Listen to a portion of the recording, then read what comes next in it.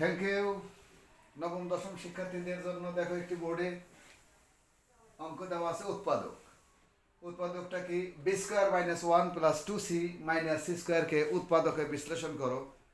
উৎপাদক অঙ্ক আমরা দেখবো যে কোনো সূত্রে পড়ে কিনা।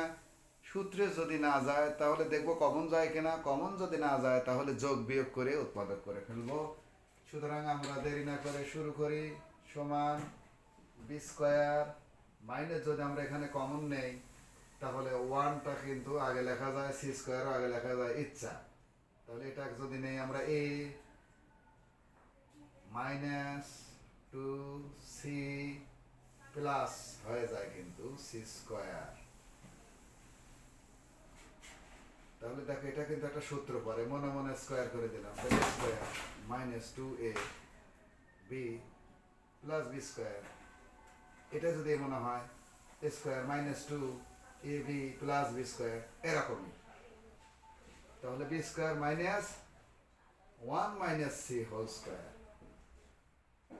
তাহলে কিন্তু এইটা এবার এ, এইটা বি, তাহলে এ স্কোয়ার মাইনাস বি স্কোয়ারের সূত্র কি? এ প্লাস বি ইন্টু এ মাইনাস। এটা আনসার। ধন্যবাদ।